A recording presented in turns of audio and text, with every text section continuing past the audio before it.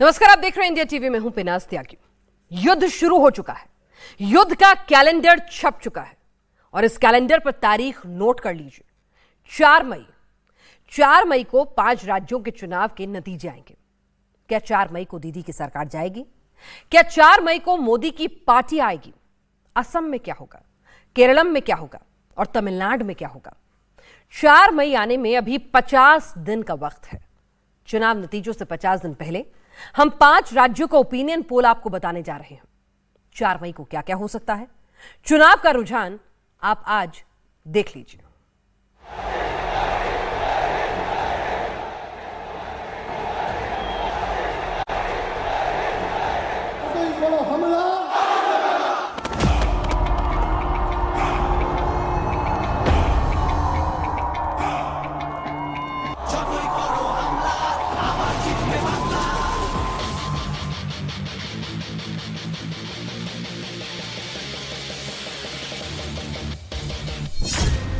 कौन जीतेगा बंगाल, कौन जीतेगा असम?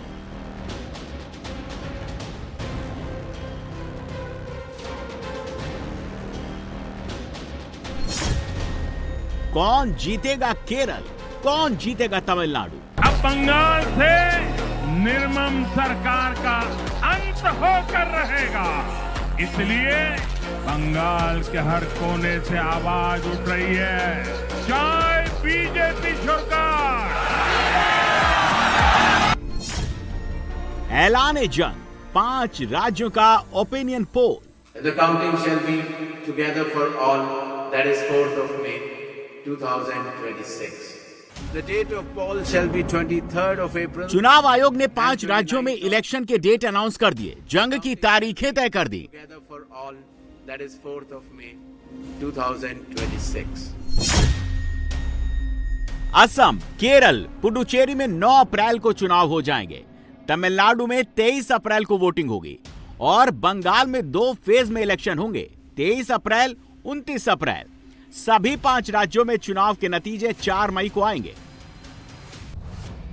ऐलान जंग के साथ ही 5 राज्यों में आचार संहिता लागू कर दी गई है।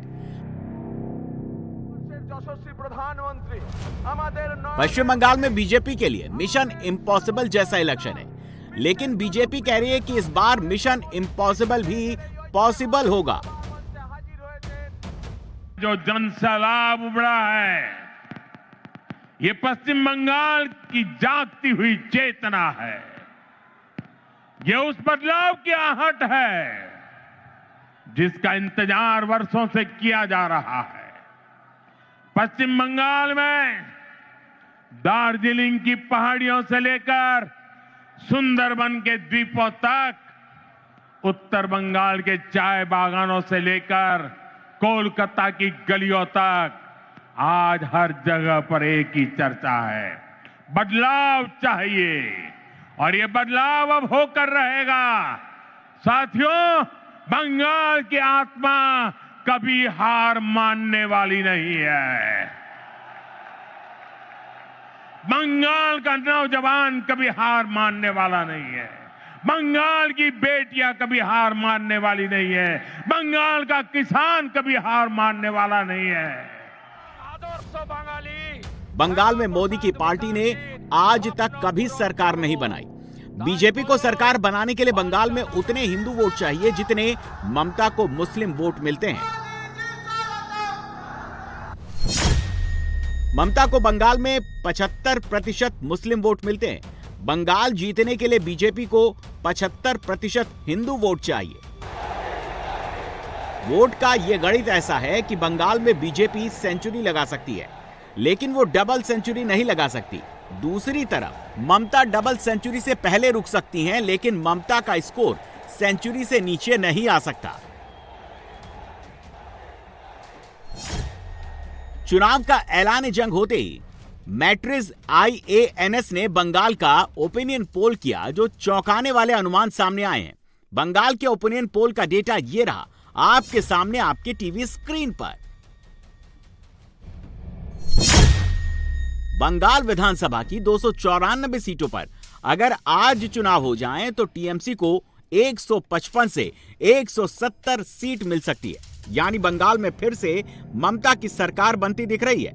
बंगाल में सरकार बनाने के लिए 148 सीटों की जरूरत होती है। बीजेपी इस फिगर में बहुत नीचे रह सकती है। ओपिनियन पोल के मुताबिक पश्चिम बंगाल में बीजेपी को 100 से 115 सीटें मिल सकती हैं। कांग्रेस, लेफ्ट और अन्य दलों को 5 से 7 सीट मिल सकती है। पिछले 15 साल में बीजेपी पश्चिम बंगाल में 4% से 40% वाली पार्टी बन गई। उसे 45% तक जाना है। 2011 के बंगाल विधानसभा चुनाव में बीजेपी को 4% वोट मिले थे। विधानसभा में उसका खाता भी नहीं खुला था।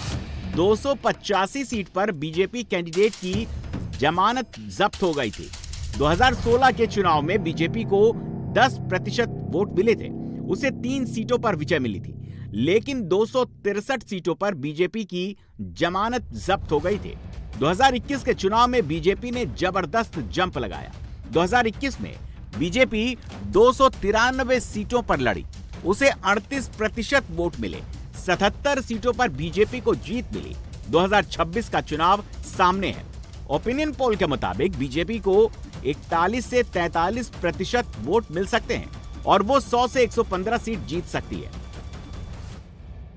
कुछ लोग आपको डराने की कोशिश करेंगे, कुछ लोग कहेंगे कि बदलाव संभव नहीं है, लेकिन याद कर रहिए और याद जरूर रखें, जब जनता ठान लेती है तो कोई भी ताकत उसे रोक नहीं सकती।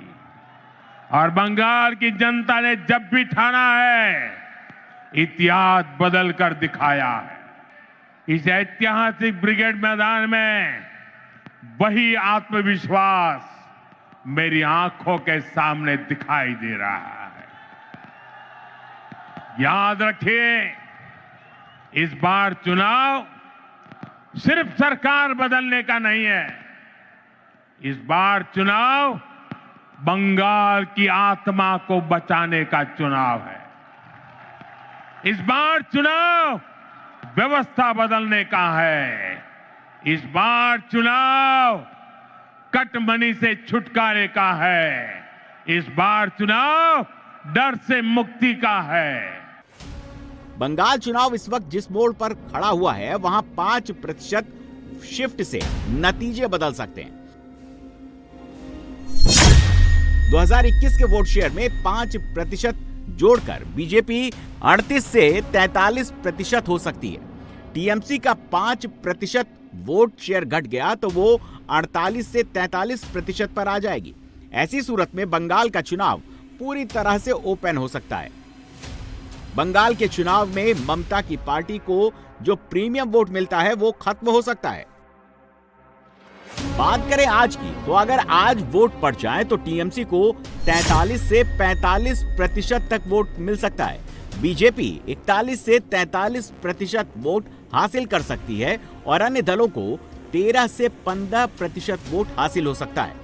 दीदी अपनी सरकार बचाने में कामयाब होती दिख रही है। ओपिनियन पोल के मुताबिक 294 सीटों में से 155, 170 टीएमसी के खाते में जाती हुई दिख रही हैं और बीजेपी पूरी ताकत झोंकने के बाद भी 77 से वो 100 से 115 के इर्द गिर्द ही आती हुई नजर आ रही है, यानी कि सत्ता से अभी बहुत दूर है। ममता बनर्जी लगातार सत्ता में एक बार फिर काबिज होती हुई इस ओपिनियन पोल के जरिए नजर आ रही है, यानी कि बीजेपी लगातार अपनी इनरोड्स तो बना रही है, फुटप्रिंट्स तो बना रही है, लेकिन वो फुटप्रिंट्स ऐसे नहीं है कि सत्ता की कुर्सी पर वो काबिज हो सके।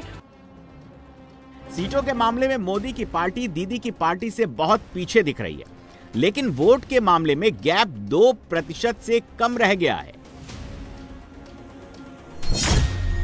इसका राज हिंदू वोट है। 2016 में बंगाल चुनाव में बीजेपी को 12% हिंदू वोट मिले थे। 2019 के लोकसभा चुनाव में बीजेपी को 57% हिंदू वोट मिले थे।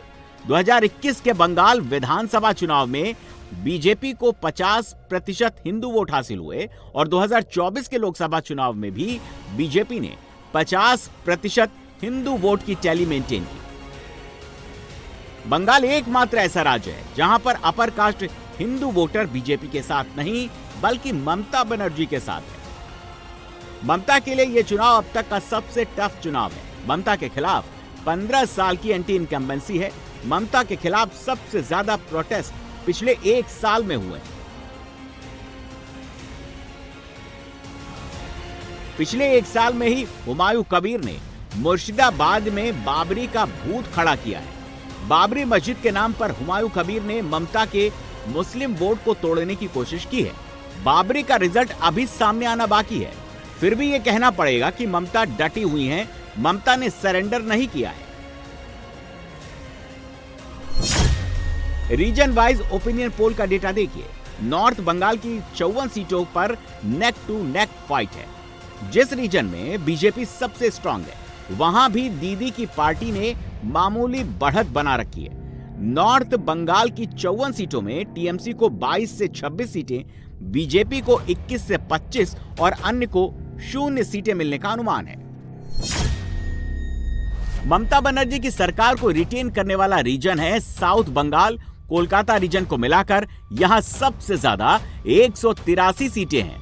साउथ बंगाल में ममता की पार्टी को 105 से 112 सीटें, बीजेपी को 55 से 63 सीटें और अन्य को 4 से 5 सीटें मिलने का अनुमान है। राढ़ रीजन यानी पुरुलिया, बांकुड़ा, वर्धमान और वीरभूम इलाके में 57 सीटें हैं। यहां भी तृणमूल बीजेपी से आगे है। ओपिनियन पोल के मुताबिक तृणमूल को 28 से 32 सीटें, बीजेपी को 24 से 27 सीटें, अन्य को 1 से 2 सीटें मिलने का अनुमान है। बंगाल में चुनाव अनाउंस होने के ठीक पहले ममता बनर्जी ने बड़े ऐलान किए। उन्होंने पुजारियों और मुअज्जिनों का मासिक मानदेय 500 से बढ़ाकर 2000 रुपए प्रति महीना करने का ऐलान कर दिया। दीदी ने सरकारी कर्मचारियों और पेंशनरों, शिक्षकों और गैर शिक्षक स्टाफ का बकाया डीए मार्च 2026 से देने का ऐलान भी कर दिया। असम में बीजेपी हैट्रिक मार सकती है। कांग्रेस असम हारी तो कांग्रेस की हार की हैट्रिक होगी। पूर्वोत्तर में इस राज्य के बारे में बीजेपी को कोई डाउट नहीं है। हेमंत बिस्वा शर्मा असम की नब्ज को अच्छी तरह समझते हैं और उसी के मुताबिक अपने पत्ते फेंक रहे हैं। असम का ओपिनियन पोल कहता है कि 126 वाली विधानसभा में बीजेपी को 96 से 98 सीट मिल सकती है, यानी अब तक की सबसे बम्पर जीत बीजेपी को असम में मिलने वाली है। कांग्रेस को यहां सिर्फ 26 से 28 सीट मिलने का अनुमान है। अन्य दलों को 2 से 8 सीटें मिल सकती हैं। 126 सीट का ब्रेकअप क्या रह सकता है, कैसे कैसे सीटों का बंटवारा हो सकता है, तो हमारा ओपिनियन पोल ये बता रहा है कि बीजेपी 96 से 98 सीटें जीत सकती है, जबकि कांग्रेस गठबंधन की बात करें तो 26 से 28 सीटें यहां कांग्रेस जीत सकती है और अन्य के खाते में 2 से 8 सीटें जा सकती हैं। तो हिमंता क्लियर कट विक्ट्री की तरफ आगे बढ़ते हुए नजर आ रही हैं। अनुमान ओपिनियन पोल का यह बता रहा है। असम में बंगाल से भी ज्यादा मुसलमान हैं। ऑफिशियल डेटा 34% का है। हालांकि मुख्यमंत्री हिमंता बिस्वा शर्मा कहते हैं कि असम में मुसलमान 40% हो चुके हैं। असम में बीजेपी के हैट्रिक लगाने का मतलब होगा कि Himanta Biswa Sharma brand of politics पर जनता की मुहर लग जाना। हिमंता ऐसे मुख्यमंत्री हैं जो खुल्लम खुल्ला हिंदुत्व वाली पॉलिटिक्स करते हैं और इसे लेकर कभी शर्मसार नहीं होते। असम में बीजेपी और कांग्रेस के बीच सबसे बड़ा अंतर हिमंता और गौरव गोगोई का है। असम में बीजेपी का चेहरा हिमंता बिस्वा शर्मा है, असम में कांग्रेस का चेहरा गौरव गोगोई है। ये दोनों असम के पूर्व मुख्यमंत्री तरुण गोगोई के चेले हैं। तरुण गोगोई ने जब चेले हिमंता की जगह बेटे गौरव गोगोई को आगे बढ़ाना शुरू किया तो हिमंता बीजेपी में चले गए। बीजेपी ने हिमंता को अपना फेस बनाया, नॉर्थ ईस्ट का इंचार्ज बनाया, असम का मुख्यमंत्री बनाया और नतीजा सबके सामने है। तो 43 से 44% बीजेपी का वोट शेयर रह सकता है, ऐसा अनुमान ओपिनियन पोल लगा रहा है। जबकि कांग्रेस की बात करें तो 39 से 40% का वोट शेयर कांग्रेस का भी रह सकता है और अन्य के खाते में 18 से 20% का वोट शेयर जा सकता है। तो वोट शेयर में भी अच्छी खासी बढ़त भारतीय जनता पार्टी में देखने को मिल रही है। 43 से 44% का वोट शेयर रह सकता है भारतीय जनता पार्टी का और कांग्रेस की बात करें तो 39 से 40% का वोट शेयर कांग्रेस का रह सकता है। जबकि सीटों में काफी अंतर देखने को मिल रहा है। सीटें ये बता रही हैं कि 96 से 98 सीटें बीजेपी जीत सकती है, जबकि कांग्रेस के खाते में सिर्फ 26 से 28 सीटें ही जा सकती हैं। तो कोई उलटफेर नजर नहीं आ रहा है। असम में तीसरी बार बीजेपी जीत की हैट्रिक लगा रही है। असम में बीजेपी 43 से 44% का वोट शेयर हासिल कर सकती है। सबसे खास बात ये कि इसमें मुस्लिम वोट ना के बराबर है। ओपिनियन पोल के इस डेटा से लगता है कि असम के हिंदू वोटर्स पर हिमंता का जादू एक बार फिर चल रहा है।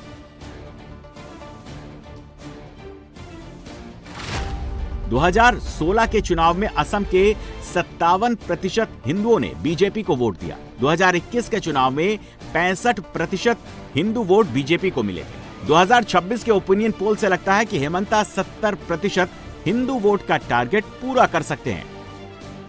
ये कांग्रेस वालों के दिमाग का ताला जहां बंद हो जाता है ना, वहां हमारा काम शुरू हो जाता है।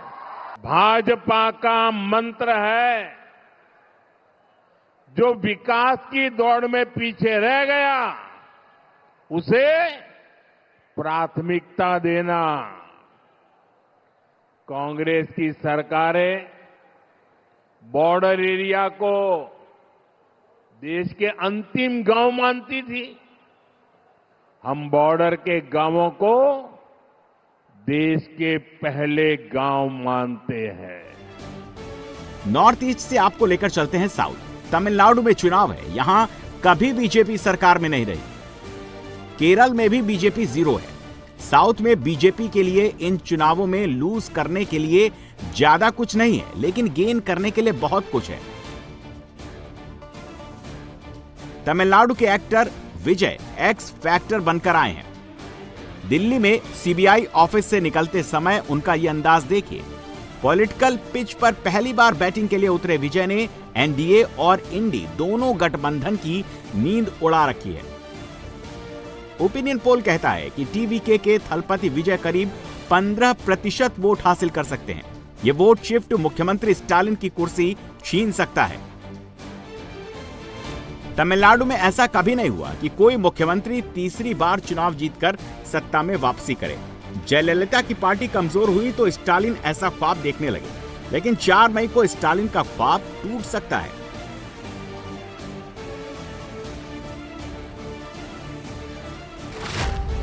ओपिनियन पोल के मुताबिक 234 सदस्यों वाली तमिलनाडु विधानसभा में डीएमके कांग्रेस अलायंस की सीटें मेजॉरिटी मार्क 118 से घटकर 104 से 114 के करीब रह सकती हैं। एनडीए 114 से 127 सीट तक पहुंच सकती है। ओपिनियन पोल ये बता रहा है कि डीएमके को 104 से 114 सीटें मिलने का अनुमान है, जबकि एनडीए को बढ़त है। 114 से 127 सीटें एनडीए को मिल सकती हैं, यानी इस राज्य में उलटफेर हो सकता है। इस राज्य में एनडीए की सरकार बन सकती है, अनुमान ऐसा बता रहा है। जबकि आप एक्टर विजय की बात करें, बड़ी चर्चा इनकी हो रही है, बड़ी इनकी पॉपुलैरिटी की चर्चा हो रही है। और तमिलनाडु का इतिहास ही रहा है कि जब जब कोई सितारा मैदान पर उतरता है तो जनता का भरपूर प्यार मिलता है। तो 6 से 12 सीटें मिल सकती हैं एक्टर विजय को, अन्य के खाते में 1 से 6 सीटें जा सकती हैं। अब आइए वोट शेयर भी आपके सामने रखते हैं, जिससे आपको पता चलेगा कि कौन सी पार्टी कितनी मजबूती के साथ लड़ रही है। तो डीएमके का वोट शेयर 37 से 38% रह सकता है और एनडीए का वोट शेयर 39 से 40% रह सकता है, यानी कांटे की टक्कर यहां पर भी है, लेकिन एज एनडीए को मिलता हुआ नजर आ रहा है। जबकि आप एक्टर विजय की पार्टी टीवीके की बात करेंगे तो 14 से 15% का वोट शेयर झटकने में कामयाब हो सकते हैं एक्टर विजय। तमिलनाडु दक्षिण का वो राज्य है जहां नरेंद्र मोदी ने सबसे अधिक पॉलिटिकल इन्वेस्टमेंट किया है। प्रधानमंत्री के रूप में मोदी 46 बार तमिलनाडु का दौरा कर चुके हैं। इनमें से 24 बार प्रधानमंत्री के ऑफिशियल दौरे हुए हैं और 22 बार मोदी ने तमिलनाडु का पॉलिटिकल दौरा किया है। काशी तमिल संगमम हो या राम मंदिर प्राण प्रतिष्ठा से पहले देश भर के राम मंदिरों का भ्रमण, मोदी किसी न किसी बहाने तमिलनाडु से कनेक्टेड रहते हैं। इसका फायदा इन चुनावों में मिल सकता है। बीजेपी को उम्मीद केरल में भी है, जहां 2024 में पहली बार बीजेपी का सांसद जीता है और अभी अभी राजधानी तिरुवनंतपुरम में बीजेपी का मेयर बना। कांग्रेस को सबसे ज्यादा फर्क इसी राज्य के चुनाव से पड़ता है। कांग्रेस को अभी केरल लॉबी चला रही है। कांग्रेस के संगठन महासचिव केसी वेणुगोपाल केरल से आते हैं। राहुल गांधी केरल के वायनाड से सांसद रह चुके हैं। अभी प्रियंका गांधी वाड्रा वायनाड से सांसद हैं। केरल में हर 5 साल में एलडीएफ और यूडीएफ की अदला बदली की परंपरा रही। 2021 के चुनाव में ये परंपरा टूटी थी। विजयन ने सत्ता में वापसी की थी। कांग्रेस के लिए 2026 में भी अनहोनी होती दिख रही है। मार्ट्रिजी IANS ओपिनियन पोल के मुताबिक केरल में नेक टू नेक फाइट है। 140 सदस्यों वाली केरल विधानसभा में लेफ्ट पार्टी को 61 से 71 सीटें मिल सकती हैं। कांग्रेस के नेतृत्व वाली यूडीएफ को 58 से 69 सीटें मिल सकती हैं। बीजेपी गठबंधन को 2 सीट मिल सकती है। 61 से 71 सीटें एलडीएफ जीत सकता है, जबकि आप यूडीएफ की बात करें तो बहुत पीछे तो नहीं है, लेकिन 58 से 69 सीटों पर संतोष करना होगा यूडीएफ को। और बीजेपी जिसने काफी मेहनत केरला में की है बीते कई सालों से, वो बीजेपी 2 सीटें जीत सकती है, ऐसा अनुमान लगाया जा रहा है। तो केरल में अभी भी ये कहें कि बीजेपी के लिए ये टफ राज्य है तो ये जरूर कहना सही होगा, क्योंकि बीजेपी काफी मेहनत केरला में कर रही है, काफी कोशिशें केरला में कर रही है, लेकिन खाता बीजेपी का खुलेगा कम से कम। अभी ये अनुमान तो बता रहा है कि 2 सीटें बीजेपी को मिल सकती हैं, अन्य के खाते में एक भी सीट नहीं। अब आइए वोट शेयर भी आपके सामने रख देते हैं, इससे आपको सही अनुमान मिलेगा कि कौन सी पार्टी कितनी मजबूती के साथ लड़ रही है। एलडीएफ की बात करें तो 42 से 43% वोट शेयर रह सकता है। यूडीएफ और एलडीएफ में बहुत ज्यादा अंतर नहीं, 41 से 42% का जो वोट शेयर है वो यूडीएफ का रह सकता है। ये कांग्रेस का गठबंधन है। जबकि बीजेपी की बात करें तो बीजेपी का वोट शेयर यहां 12 से 13% रह सकता है। केरल में बहुत ज्यादा उम्मीदें कांग्रेस लेकर बैठी है। कांग्रेस को ऐसा लग रहा है कि केरल में इस बार यूडीएफ की सरकार बन सकती है। गांधी परिवार का वर्चस्व भी यहाँ है, वायनाड सीट भी यहाँ है, इसीलिए कांग्रेस को बड़ी उम्मीदें हैं। लेकिन फिलहाल ऐसा लग रहा है कि कांटे की टक्कर तो है एलडीएफ और यूडीएफ के बीच में, लेकिन एलडीएफ फिर से सरकार बना सकता है। 4 मई को कांग्रेस के लिए कहीं से भी कोई गुड न्यूज नहीं आ रही है। केरल कांग्रेस के लिए सबसे बड़ी होप है। केरल कांग्रेसियों के लिए सबसे ज्यादा मैटर करता है। यहां मुख्यमंत्री विजयन के साथ 10 साल की एंटी इनकम्बेंसी है, लेकिन कांग्रेस के अपने घर में फूट है। केसी वेणुगोपाल खुद सीएम बनना चाहते हैं। वेणुगोपाल का ग्रुप अलग है, शशि थरूर का ग्रुप अलग है, चेन्नी थला का ग्रुप अलग काम करता है और सतीशन का ग्रुप अलग है। केसी वेणुगोपाल इस वक्त सबसे अधिक ताकतवर है। वो कांग्रेस में वो की पोस्ट पर बैठे हुए हैं। वेणुगोपाल अगर खुद सीएम नहीं बन पाए तो किसी दूसरे कांग्रेसी को सीएम बनने भी नहीं देंगे। कांग्रेस का यही झगड़ा उसे सत्ता से दूर कर रहा है। दूसरी तरफ केरल में बीजेपी का सफर देखिए। 2001 में 5% वोट, 2006 में भी 5% वोट, 2011 में 6% वोट, 2016 में 10% वोट और 1 सीट, 2021 में 11% वोट, कोई सीट नहीं। 2026 के ओपिनियन पोल में 12 से 13% वोट।